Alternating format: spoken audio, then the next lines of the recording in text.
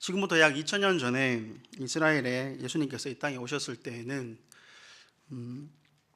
시대적 상황으로는 로마가 세상을 지배하고 있었습니다.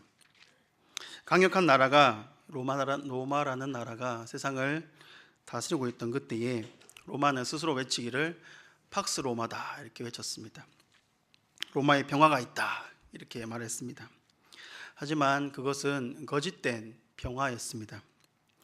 칼과 무기를 가지고 위협하는 그런 평화는 진정한 평화라고 할 수 없습니다.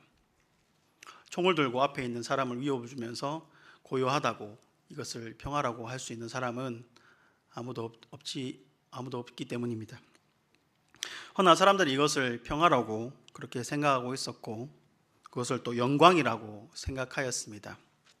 아니, 착각하였습니다. 모든 세상을 칼과 무기로 지배하는 것, 그것이 영광이라는 착각에 빠져 있는 시대에 당시 그런 시대가 그런 문화였습니다.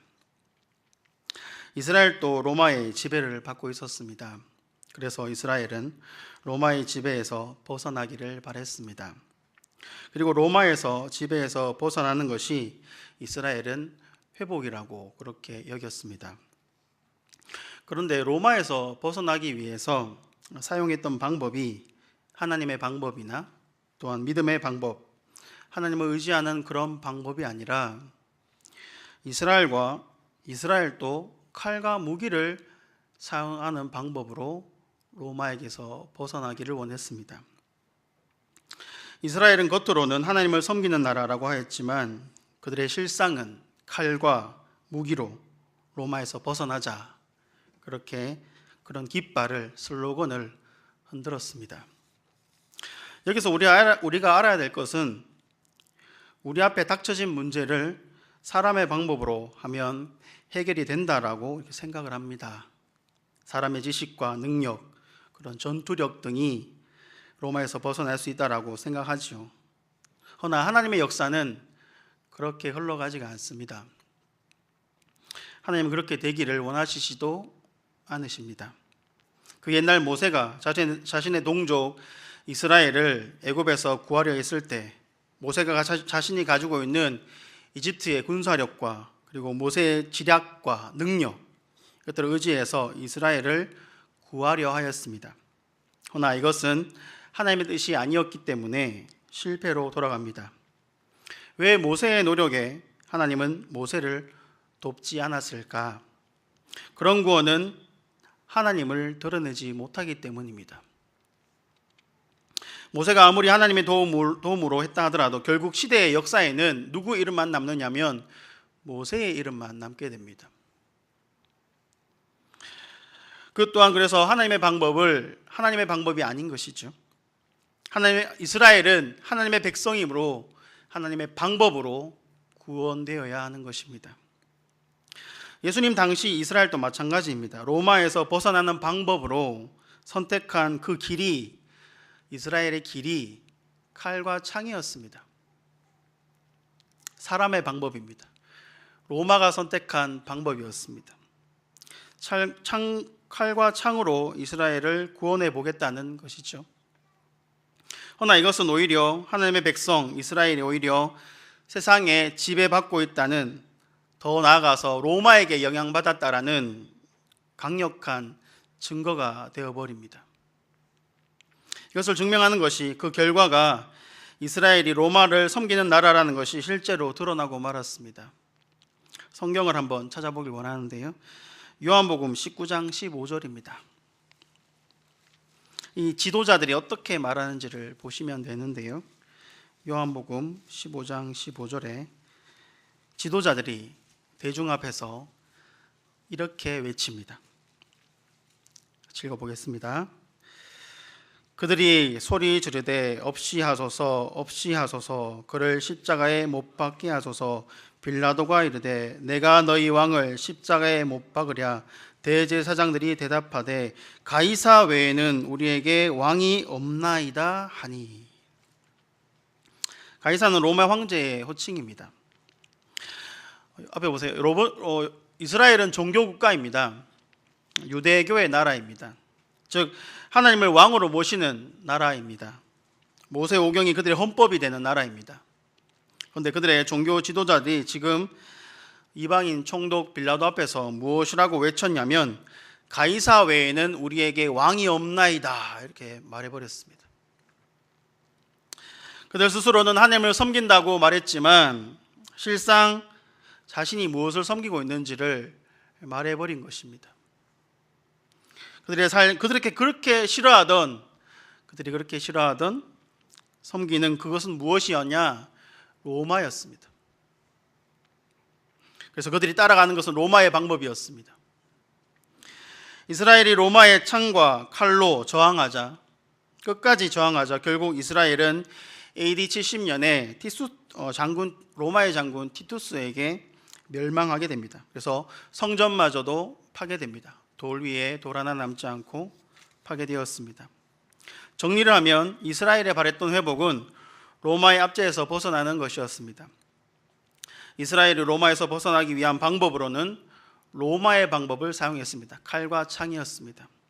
그리고 이스라엘은 로마를 지독히도 미워했지만 이스라엘은 로마를 닮아버렸습니다. 이런 정황 속에서 오신 분이 누구냐? 예수님이십니다.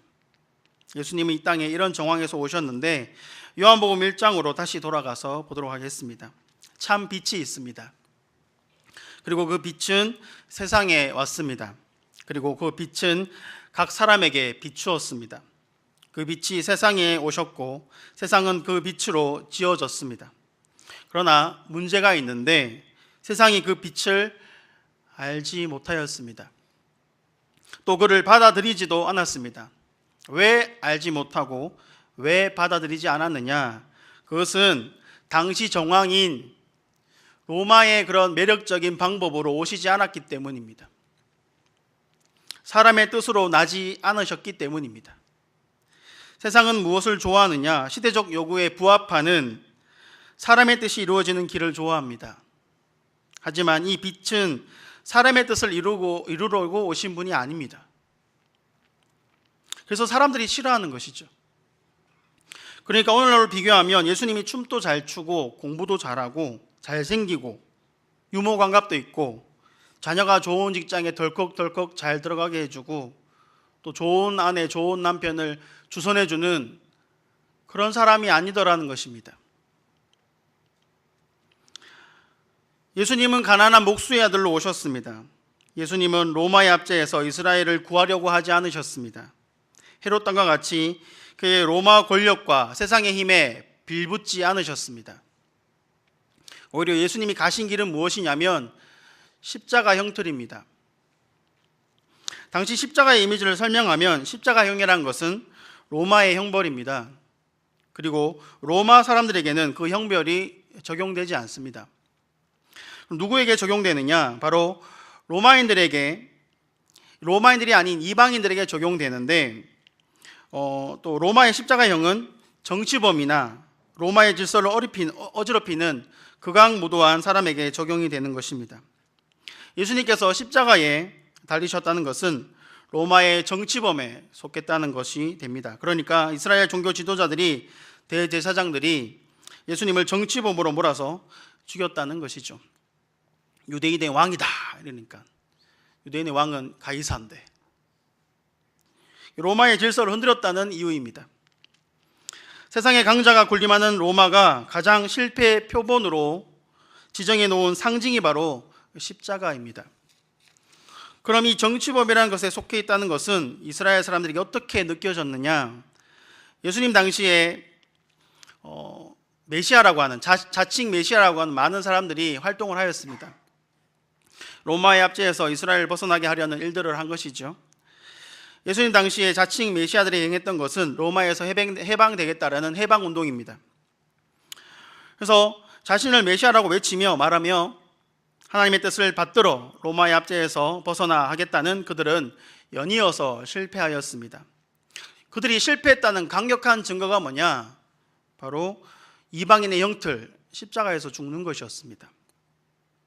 게다가 나무에 달린 자마다 저주를 받은 것이다라는 성경 구절이 있기 때문에 그 형벌은 더욱 더 치욕적인 것이 되었습니다.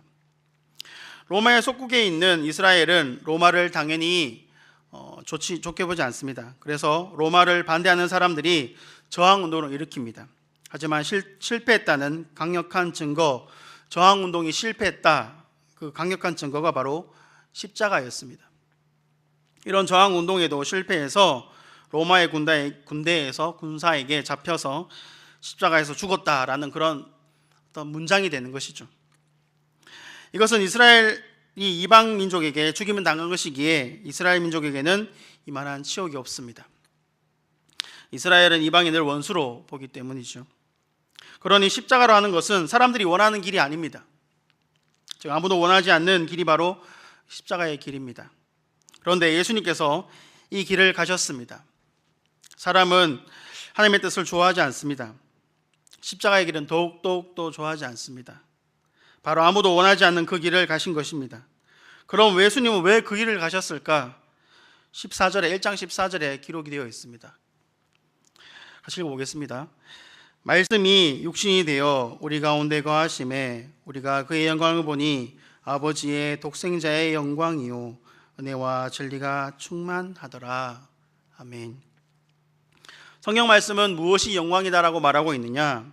무엇이 아버지의 영광인가? 무엇이 하나님의 영광인가? 그것은 하나님의 뜻이 이 땅 가운데 이루어지는 것입니다. 로마가 만든 세상의 영광은 사람들을 위해서 권력을 잡는 것이고 승리하는 것이고 쟁취하는 것이고 자신의 이름을 높이는 것이지만 그것을 영광이라고 그렇게 외쳤습니다.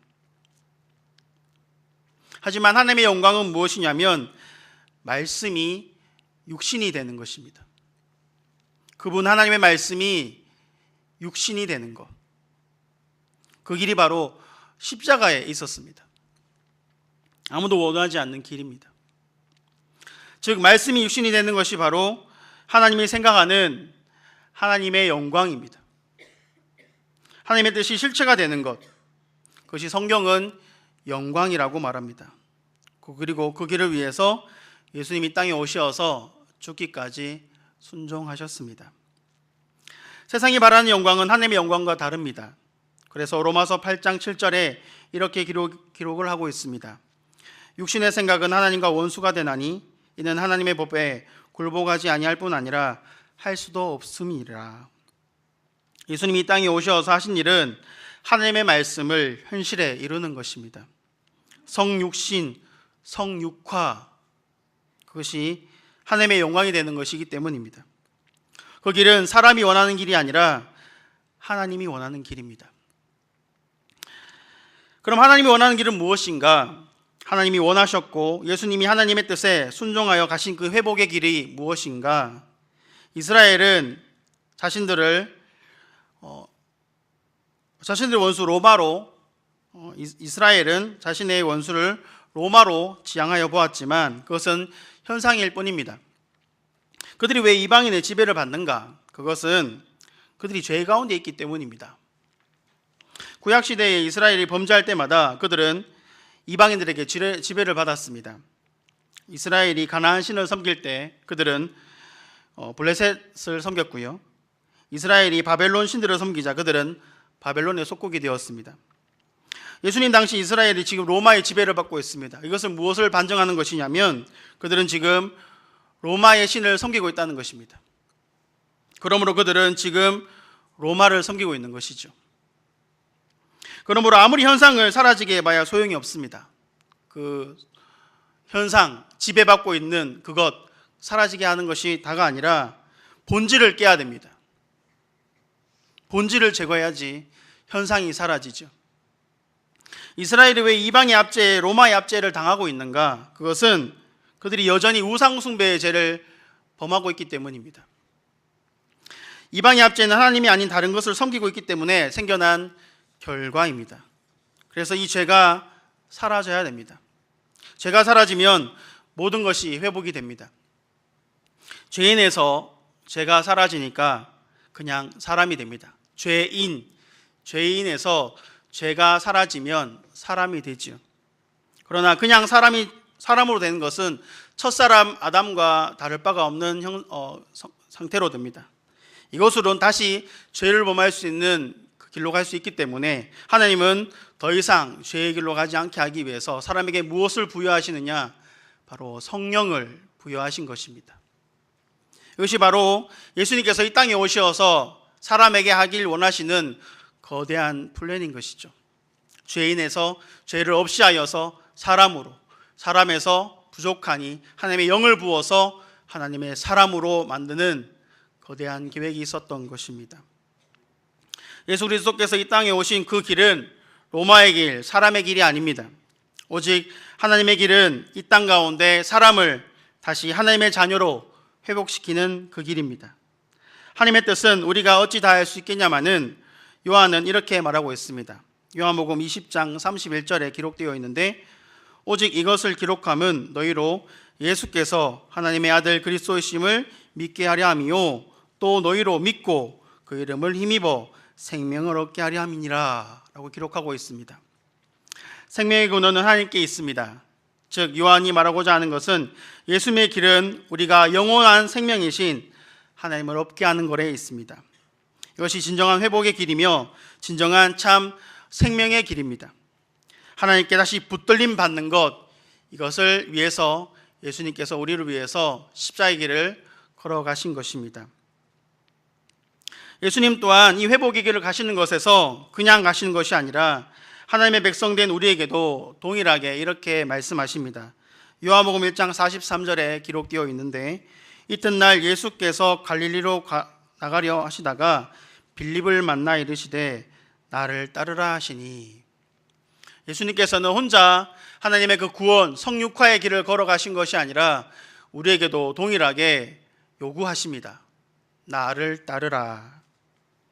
우리의 구주가 되시는 분은 내가 다 이루었기 때문에 너는 그냥 누리기만 해라 이렇게 말하지 않으십니다. 성경은 분명히 말하고 있습니다. 나를 따르라. 예수님은 자신만 그 길을 가시는 것이 아니라 하나님의 뜻을 이루는 그 회복의 길을 같이 가는 사람들을 부르고 계신 것입니다. 예수님은 나를 따르라 이렇게 말씀하십니다. 이것이 무엇을 말하는 것이냐? 하나님의 뜻을 이루는 길로 가자라고 말하는 것이죠. 나와 함께 하나님의 뜻을 이 땅 가운데 이루는 길로 가자, 십자가의 길로 가자라고 하는 초청인 것입니다. 이것이 예수를 따르는 자의 길들입니다. 지금 예수님이 이 땅에 오신 목적이 무엇인지 생각하면 좋겠습니다. 아울러 나를 통해 하나님의 뜻이 어떻게 이루어질지를 고민하는 우리가 되었으면 좋겠습니다. 내가 가진 복음을 통하여서 어떻게 회복이 이루어질지를 고민하는 우리가 되기를 소원합니다. 이제 14차 단기 선교가 세상의 길이 아니라 성공, 그런 높임받은 그런 길이 아니라 쟁취, 그런 것이 아니라 예수님의 모범을 따라서 회복의 길, 생명의 길, 십자가의 길을 걸어가려고 합니다. 일본 그 사람들에게 하나님의 자녀가 되는 회복의 길을 선포하려고 합니다.